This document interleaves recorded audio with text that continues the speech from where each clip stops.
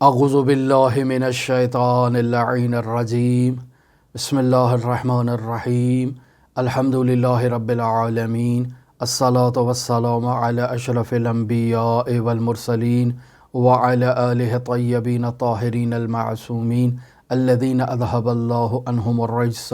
وطہرہم تطہیرا اما بعد وحق السائل اعطاؤہ علی قدر وفی اموالہم حق للسائل والمحروم۔ عزیزان محترم، ماہ محرم الحرام سے پہلے ہماری آپ کے ساتھ گفتگو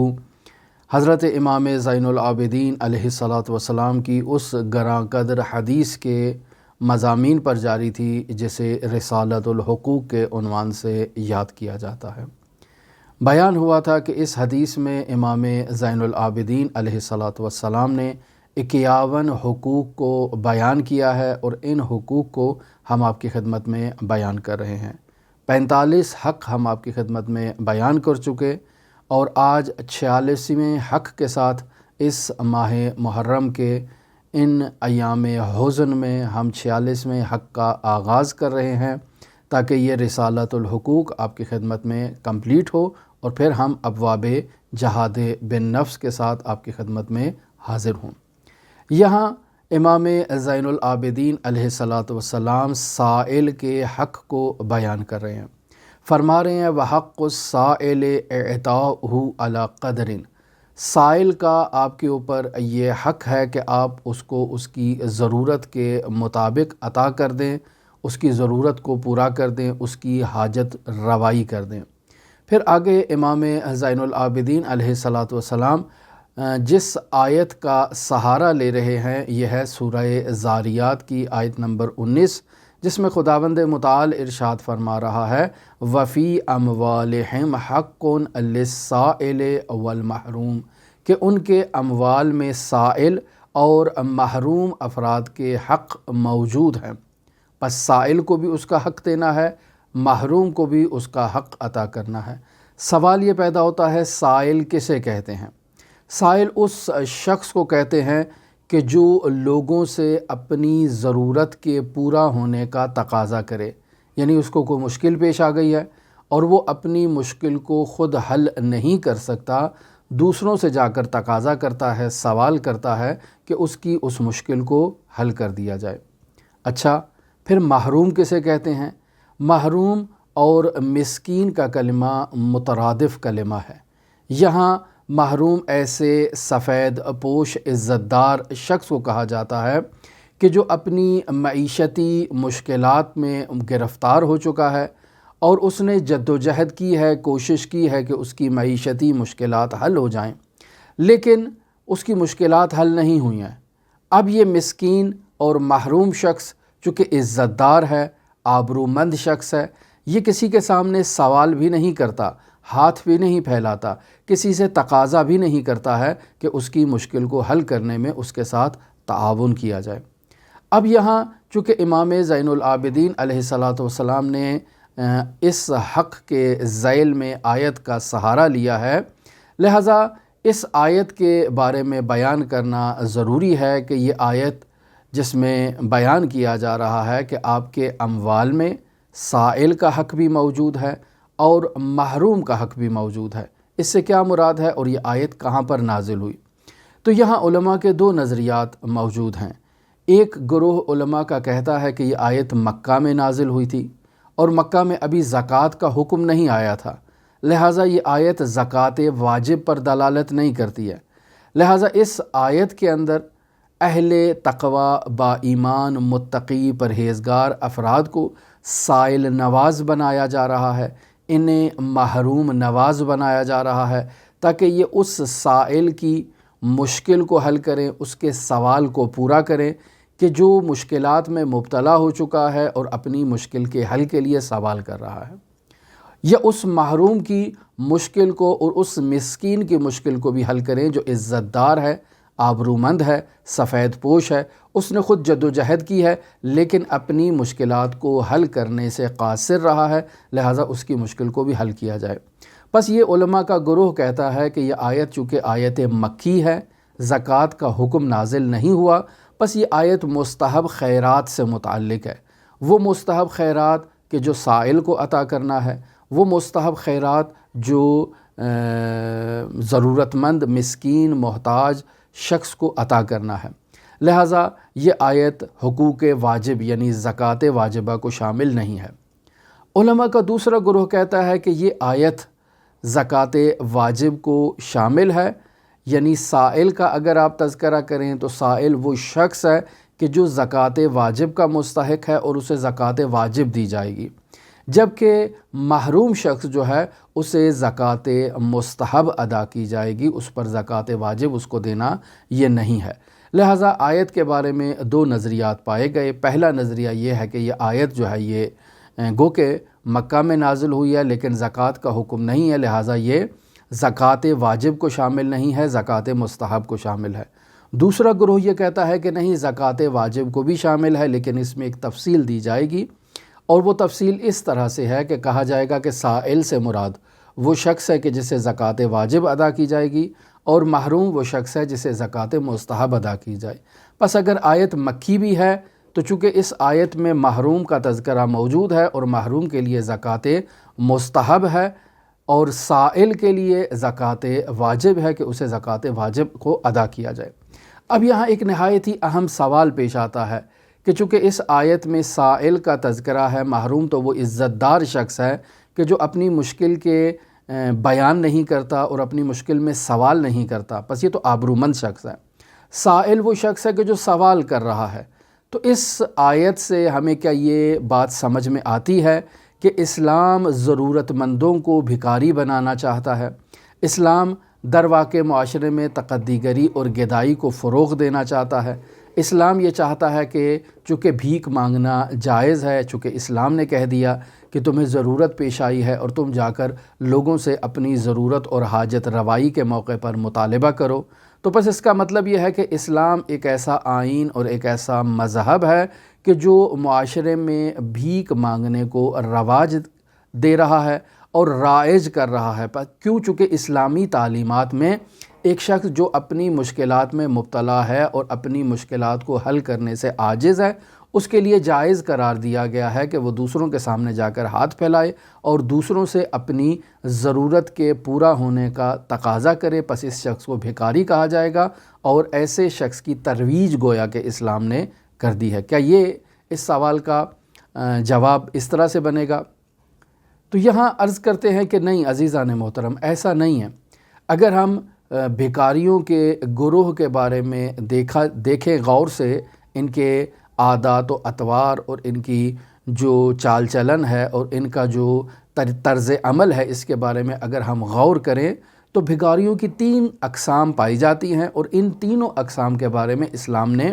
اپنا حکم اور اپنا نظریہ جو ہے وہ بیان کیا ہے۔ بھکاریوں کی پہلی قسم تو یہی ہے کہ جو شخص ضرورت مند ہے، مشکلات میں مبتلا ہے، وہ اپنی مشکل پر سوال کرتا ہے، اور اس سائل کو عطا کرنا یہ ہماری ذمہ داری ہے، کیونکہ ہمارے اموال میں اس سائل کا حق موجود ہے، اور یہ آیت اسی سائل کو بیان کر رہی ہے۔ یہ سائل اگر اس کو بھکاری کا نام بھی دیا جائے تو یہ شخص اسلامی تعلیمات میں صاحب حق ہے، یعنی ہمارے اموال میں اس کا حق موجود ہے، اور یہ ہم سے بھیک نہیں مانگ رہا بلکہ اپنے حق کا مطالبہ کر رہا ہے کہ جو ہمارے اموال میں اللہ تبارک و تعالی نے اس کا حق قرار دیا ہے، اگر ہم اس کا حق اسے عطا نہیں کریں گے اور اسے حق سے محروم کر دیں گے تو در واقع ہم اسلامی تعلیمات سے کوسوں دور ہو گئے اور ہم نے اسلامی تعلیمات پر عمل نہیں کیا۔ پس سائل وہ شخص ہے کہ جو سوال کر رہا ہے، اس کا بھی ہمارے اموال میں حق ہے، اور محروم وہ شخص ہے کہ جو سوال نہیں کر رہا اپنی عزت کی وجہ سے، اس کا بھی ہمارے اموال میں حق ہے، لیکن اسے تلاش کرنا یہ ہماری ذمہ داری ہے، ہم خود اسے جا کر سوال کریں۔ پس اسلام یہ بیان کرتا ہے کہ سائل اور محروم 2 ایسے طبقے ہیں جو ہمارے معاشرے میں موجود ہیں۔ اگر آپ کہیں کہ سائل بھکاری ہے تو یہ ایک ایسا بھکاری ہے کہ جس کا حق اسلام نے ہمارے اموال میں قرار دے رکھا ہے۔ اب یہاں امام محمد باقر علیہ آلاف و تحیت و ثنا کی نورانی حدیث کو اگر مشاہدہ کیا جائے تو اس سائل کے سوال کی بھی امام باقر تائید نہیں کر رہے، بلکہ امام باقر علیہ الصلاۃ والسلام کی نظر مبارک میں وہ محروم شخص اس سائل سے کئی گنا بہتر ہے۔ لہٰذا فرماتے ہیں لو یعلم السائل ما فی المسألۃ ما سئل احد احدا، یعنی اگر سائل کو یہ بات علم ہو جائے، معلوم ہو جائے کہ سوال کرنے میں یعنی اس مسئلہ سوال میں کیا ذلت پوشیدہ ہے، کیا رسوائی پوشیدہ ہے، کیا خاری موجود ہے، اگر سائل کو اس بات کا اندازہ ہو جائے تو وہ کبھی بھی کوئی شخص کسی شخص سے سوال نہیں کرے گا۔ لہٰذا امام باقر علیہ الصلاۃ والسلام سائل کے اس عمل کی تائید نہیں فرما رہے ہیں،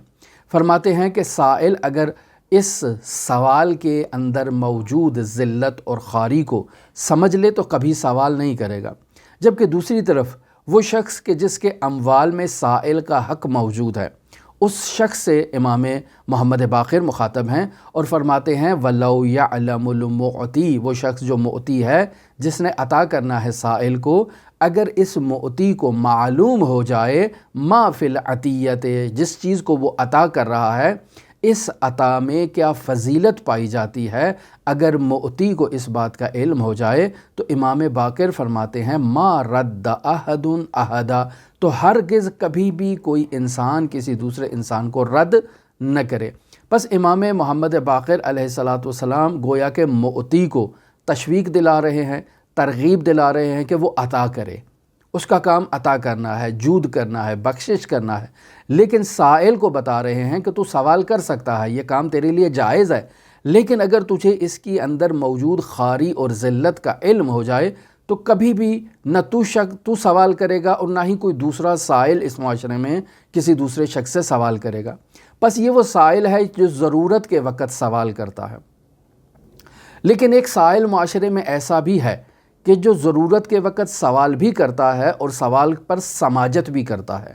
یعنی آپ کو واسطے دے گا، اللہ رسول کا واسطہ دے گا، اہل بیت کا واسطہ دے گا، مقدس ہستیوں کا واسطہ دے گا، آپ کو آپ کے بچوں کا واسطہ دے گا، اصرار کرے گا، سماجت کرے گا کہ آپ مجھے دے دیں، اور اگر آپ اس کو نہیں دیں گے، اس کے پاس سے گزر جائیں گے تو وہ ہو سکتا ہے آپ کو نفرین بھی کرے، آپ کو بد دعا بھی دے، آپ کے لیے دعائے خیر نہ کرے۔ اگر ایسا سائل اور ایسا بھکاری آپ کے سامنے آ جاتا ہے تو امام باقر علیہ الصلاۃ والسلام رسول خدا صلی اللہ علیہ وآلہ وسلم سے ایک نورانی کلام نقل کریں کہ جس میں اس سائل محلف کی مذمت کی گئی ہے۔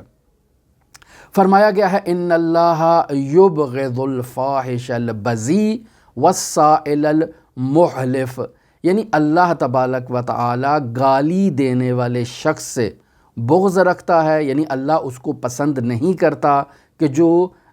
گالی دیتا ہے کسی دوسرے شخص کو، یا اس سائل کو بھی اللہ پسند نہیں کرتا جو اپنے سوال میں سماجت کرتا ہے، جو سوال کرنے میں اصرار کرتا ہے، اللہ رسول کا واسطہ دیتا ہے، آپ کو آپ کے بچوں کا واسطہ دیتا ہے، اور اگر آپ اس کو ٹال دیتے ہیں تو آپ کو بد دعائیں دیتا ہے، آپ کو برا بھلا کہتا ہے، آپ کے لیے دعائے خیر نہیں کرتا ہے۔ یہ وہ سائل ہے کہ جسے سائل محلف کہا گیا ہے، یعنی قسم اٹھاتا ہے، یعنی یہ حلف اٹھاتا ہے کہ ایسا کر دو، ایسا کر دو، تمہیں اللہ کا واسطہ، تمہیں رسول کا واسطہ، تمہیں رسول کی صحابیوں کا واسطہ، تمہیں اہل بیت کا واسطہ، حسنین شریفین کا واسطہ۔ ایسے سائل بھی آپ نے معاشرے میں دیکھے ہوں گے، بس اس عمل کی بھی اسلامی تعلیمات تائید نہیں کرتی ہیں۔ اب آ جاتا ہے سائل کا وہ تیسرا گروہ کہ جن کا کام ہی تقدی گری کرنا ہے، جو آفیشل گداگر ہیں، بھکاری ہیں، رسمی طور پر بھکاری ہیں۔ یہ اپنی ضرورت کے وقت آپ سے سوال نہیں کریں گے، بلکہ بغیر کسی ضرورت کے یہ آپ کے سامنے آئیں گے اور سوال کریں گے، اور ان کا کام ہی گداگری کرنا ہے۔ انہوں نے اپنا شغل تقدی گری بنا لیا ہے، بھکاری ان کا شغل ہے، بھیک مانگنا ان کا شغل ہے۔ لہٰذا ایسے افراد کو نہ تو واجب خیرات دی جا سکتی ہے اور نہ ہی ایسے افراد کو مستحب خیرات دی جا سکتی ہے۔ ایسے افراد کو خیرات دینے سے اسلام بلکہ ہمیں منع کرتا ہے۔ لہٰذا رسول خدا صلی اللہ علیہ وآلہ وسلم کا نورانی کلام ہے اور ارشاد فرماتے ہیں لا تحل الصدقۃ لغنی، یعنی کسی غنی شخص کو صدقہ دینا یہ آپ کے اوپر حلال ہی نہیں ہے۔ کیوں؟ کیوں غنی شخص کو؟ چونکہ یہ غنی ہے، یہ خود صاحب حیثیت ہے، لیکن چونکہ اس کا پیشہ مانگنا ہے، یہ آپ سے سوال کر رہا ہے، اور آپ اسے نہ تو واجب ادا کر سکتے ہیں، اگر آپ اسے واجب سے دے دیں گے تو آپ کا واجب ادا نہیں ہوگا، اور اگر آپ اسے مستحب دیں گے تو وہ ثواب اور وہ خیرات جو آپ لینا چاہتے ہیں وہ خیرات آپ کو اس پیشہ ور بھکاری کو دینے سے وہ حاصل نہیں ہوگی۔ لہٰذا آپ کی یہ ذمہ داری ہے کہ ایسے سائل کو عطا کریں جو واقعاً ضرورت مند ہے، ایسے محروم کو عطا کریں جو مسکین ہے، جو اپنی عزت اور آبرو کی وجہ سے سوال نہیں کرتا ہے۔ یہاں میں ایک داستان اور ایک واقعہ نقل کرتا چلوں، مرحوم سعدی نے اسے نقل کیا ہے اور بہت ہی خوبصورت واقعہ ہے۔ واقعہ کچھ اس طرح سے ہے کہ ایک لوہار کی دکان پر ایک بچہ مزدوری کیا کرتا تھا، اس کی شاگردی کیا کرتا تھا۔ لوہار نے ایک دن اسے اپنے مٹی کا پیالہ دے کر بھیجا کہ جاؤ اس میں پانی ڈال کے کنویں سے تو میرے لیے پانی لے آؤ۔ وہ بچہ اس پیالے کو، مٹی کے پیالے کو لے کر جاتا ہے، کنویں سے پانی بھرتا ہے، جب واپس آ رہا ہوتا ہے تو پیالہ اس کے ہاتھ سے چھوٹ جاتا ہے اور گر کر ٹوٹ جاتا ہے۔ اب یہ بچہ اس خوف سے کہ وہ استاد لوہار جو ہے وہ مجھے مارے گا، میری تعذیب کرے گا، مجھے جو ہے وہ پٹائی کرے گا، اس خوف سے وہ اس ٹوٹے ہوئے پیالے کو لے کر زمین پر بیٹھ جاتا ہے اور رونے لگ پڑتا ہے۔ اب ایسے میں ایک شخص اس کے پاس سے گزرتا ہے اور اس کے سامنے ٹوٹا ہوا پیالہ مشاہدہ کرتا ہے تو وہ اس میں ایک سکہ ڈال دیتا ہے، اور وہ یہی سمجھتا ہے کہ شاید یہ سوال کرنے کے لیے یہاں پر بیٹھا ہوا ہے۔ پیسہ ایک شخص ڈالتا ہے، دوسرا شخص گزرتا ہے وہ بھی ڈال دیتا ہے، تیسرا شخص گزرتا ہے وہ بھی ڈال دیتا ہے۔ آہستہ آہستہ اس پیالے کے اندر 100 روپے جمع ہو جاتے ہیں۔ میں آج کل کی کرنسی کا حساب آپ کو بتاؤں، 100 روپیہ، یا آج کل اگر 100 روپے کی ویلیو نہیں ہے تو آپ سمجھیں 1000 روپیہ اس کے اندر جمع ہو جاتا ہے۔ اب بچہ دیکھتا ہے کہ اس میں 1000 روپے ہیں اور 1000 روپے کی بہت ویلیو ہے۔ اگر میں صبح 7 بجے اس استاد لوہار کی دکان پر جاتا ہوں اور وہاں سے شام 5 بجے فارغ ہوتا ہوں تو وہ مجھے 60 روپے یا 600 روپے مجھے مزدوری دے گا، جبکہ یہاں میں 1 گھنٹہ بیٹھا ہوں اور مجھے 1000 روپیہ مل گیا، بچہ بہت خوش ہے۔ ایسے میں وہاں سے ایک عورت گزرتی ہے، وہ عورت اس بچے کو اس کیفیت میں مشاہدہ کرتی ہے تو وہ سمجھ جاتی ہے کہ اس بچے کے ساتھ ایک مشکل پیش آئی ہے، اور اس مشکل کا حل یہ ہے کہ اس مشکل کو حل کیا جائے، نہ یہ کہ اس جو مٹی کا جو برتن ہے، یہ جو پیالہ ہے، اس میں پیسے ڈالے جائیں۔ لہٰذا وہ بچے کے پاس بیٹھ جاتی ہے، اس سے پوچھتی ہے کہ کیا مسئلہ ہے، وہ اپنی ساری کہانی بتاتا ہے تو وہ عورت اسے کہتی ہے کہ آؤ میں تمہاری مشکل کو حل کرتی ہوں۔ وہ بازار جاتی ہے، ویسا ہی ایک پیالہ خریدتی ہے اور اس کا ہاتھ پکڑتی ہے اور اسے دکان والے کے پاس لے آتی ہے، لوہار کے پاس، اور اسے کہتی ہے کہ بھائی آپ نے اس بچے کو پانی لینے کے لیے بھیجا تھا، یہ پانی لینے گیا ہے، وہاں اس کا پیالہ ٹوٹ گیا ہے، آپ کے خوف سے یہ اس دکان پر واپس نہیں آ رہا تھا، میں اس کی شفاعت کرتی ہوں، میں اس کی وساطت کرتی ہوں، آپ اسے معاف کر دیں، اس کی غلطی سے درگزر کریں اور اس کو اپنی دکان پہ رکھ لیں۔ لوہار کہتا ہے کہ ٹھیک ہے، آپ اسے میرے پاس لائی ہیں، آپ نے شفقت کی ہے، میں آپ کی اس درخواست کو قبول کر لیتا ہوں۔ وہ بچے کو رکھ لیتا ہے، لیکن جیسے ہی وہ عورت وہاں سے نکلتی ہے وہ بچے کو ڈانٹتا ہے کہ تم نے میری آبرو ریزی کر دی، تم سیدھا میرے پاس آ جاتے، تم ایک اچھے شاگرد نہیں ہو۔ لہٰذا وہ لوہار اس بچے کی حوصلہ شکنی کرتا ہے اور اسے وہاں سے اپنے پاس سے مزدوری سے نکال دیتا ہے کہ مجھے تمہاری ضرورت ہی نہیں ہے۔ اب بچہ اس بات کو جان چکا ہے کہ اگر میں صبح سے 2 گھنٹے بھی کہیں پیالہ ٹوٹا ہوا لے کر بیٹھوں گا تو مجھے آرام سے 1000 روپے مل جائیں گے، لیکن اگر میں مزدوری کروں گا تو مجھے دن کے 500-600 روپے ملیں گے، اس میں میری کوئی جو ہے وہ محنت بھی ہے سارا دن کی، اور تھکان بھی ہے، اذیت بھی ہے، تکلیف بھی ہے، اور اتنی بڑی کوئی کمائی بھی نہیں ہے، لہٰذا وہ والا شغل زیادہ اچھا ہے۔ بچہ ہے، ظاہر ہے اس کو اس بات کی سمجھ نہیں ہے، یعنی اس بچے کو تقدیگری اور بھیکاری بننے پر عوام نے وادار کیا، یعنی وہاں جتنے لوگ بھی اس کے برتن میں پیسے ڈال رہے تھے ان تمام لوگوں میں صرف ایک عورت کو یہ شعور آیا کہ اس کی ضرورت کو پورا کرنا چاہیے، اور ضرورت یہی ہے کہ اس کو ہاتھ پکڑیں، اس کو بازار سے ایک پیالہ لے کر دے دیں، اس کو دکان پر چھوڑ آئیں اور دکاندار سے اس کی سفارش کر دیں، یہ اس کی ضرورت ہے۔ اس ایک عورت کو سمجھ آیا اور اس نے اس ضرورت کو پورا کرنے کی کوشش کی، لیکن باقی تمام معاشرے نے اس کو بھکاری بنایا، 1-1 روپیہ، 2-2 روپیہ، 100-100 روپیہ اس پیالے میں ڈالتے رہے تاکہ وہ بھکاری بن جائے، اس کو ایک ترغیب دلائی بیکاری بننے کی۔ یہ معاشرہ جو ہے وہ بیکاری پن کے رواج میں، تقدی گری کے رواج میں معاشرہ اس کو فروغ دینے میں اپنا کردار ادا کرتا ہے۔ اب یہ بچہ ہے، اسے معلوم ہے، اور وہاں معلوم ہے کہ معاشرے میں اگر میں اپنے شہر میں بیکاری جو ہے وہ بن جاؤں گا اور گدائی کروں گا تو لوگ مجھے پہچانتے ہیں، میرے فیملی کی انسلٹ ہوگی، لہٰذا ایک دوسرے شہر میں چلا جاتا ہے۔ دوسرے شہر میں جاتا ہے تو یہاں سعدی لکھتے ہیں کہ وہ ایک ایسا شہر تھا کہ جس شہر میں حکومت کی جانب سے جو تقدی گری ہے اس کی ممانعت تھی۔ حکومت نے منع کر رکھا تھا کہ اس شہر میں کوئی بھیکاری بھیک نہیں مانگ سکتا، اگر کوئی شخص بھیکاری کو بھیک دے گا تو جرمانہ عائد ہوگا اور اس کو سزا دی جائے گی۔ بھیکاری بے شک مانگتا رہے لیکن دینے والے میں کسی کو یہ حق حاصل نہیں ہے کہ وہ اسے دے۔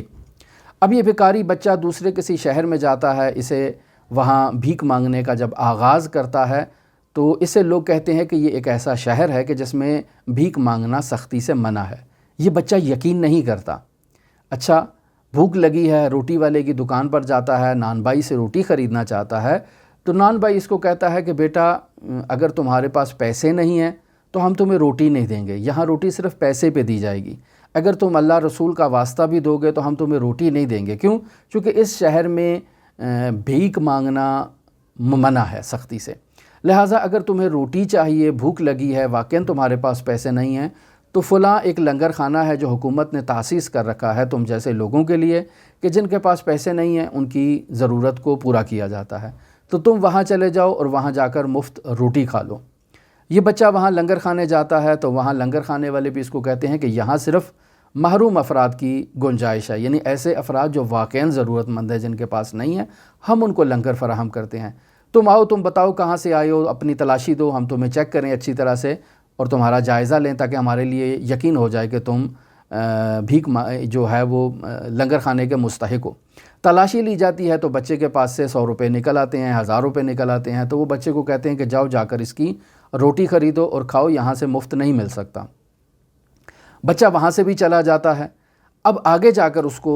ایک راستے میں بھیکاری نظر آتا ہے تو یہ بچہ بہت خوش ہوتا ہے کہ چلو میں بھی بھیکاری ہوں، ایک دوسرا بھیکاری بھی مجھے مل گیا ہے، میں اس سے معلوم کر لوں کہ کیا ماجرا ہے اور کیسے بھیک مانگی جا سکتی ہے اس شہر میں۔ اب اس بھیکاری سے جب سوال کرتا ہے تو وہ بھیکاری کہتا ہے کہ بھائی یہاں اس شہر میں بھیک مانگنا جرم ہے اور جو شخص بھی بھیک دے گا اس کو سزا دی جائے گی۔ میں بھیکاری نہیں ہوں، مجھے حکومت نے جو یہ ذمہ داری دے رکھی ہے، میں حکومت کی طرف سے مامور ہوں، بلکہ ایک وظیفے شناس، ایک مخفی ایجنٹ ہوں حکومت کا، اور اس بھیس میں آیا ہوں تاکہ لوگوں سے بھیک مانگوں۔ اگر کوئی مجھے بھیک دیتا ہے تو میں اس کی جا کر شکایت کروں کہ یہ شخص ہے کہ جو معاشرے میں تقدی گری کو رواج دے رہا ہے۔ لہٰذا یہاں سے اس بچے کو درس ملتا ہے کہ تقدی گری واقعاً ایک برائی ہے جسے معاشرے میں نہیں ہونا چاہیے، اور باقاعدہ حکومتوں کی یہ ذمہ داری ہے کہ وہ معاشرے میں اس کے فروغ سے عوام کو روکیں۔ لہٰذا اس داستان سے سعدی ہمیں یہ درس دینا چاہتے ہیں کہ معاشرے میں تقدی گری کا فروغ جو ہے وہ عوام کی جانب سے ہوتا ہے۔ عوام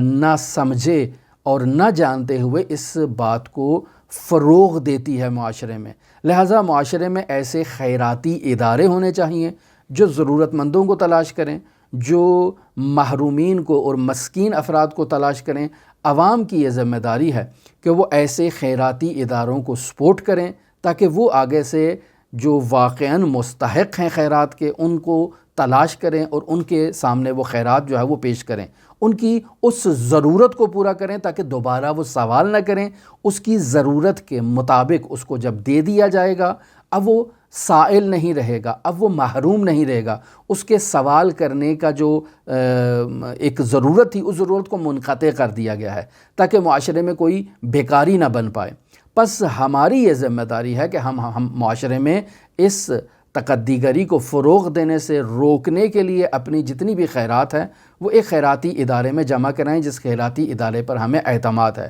اگر ہمیں حکومت پر اعتماد ہے تو حکومت کی طرف سے جو ایسے چیریٹی فنڈ بنائے جاتے ہیں ہم ان کو سپورٹ کریں تاکہ وہاں سے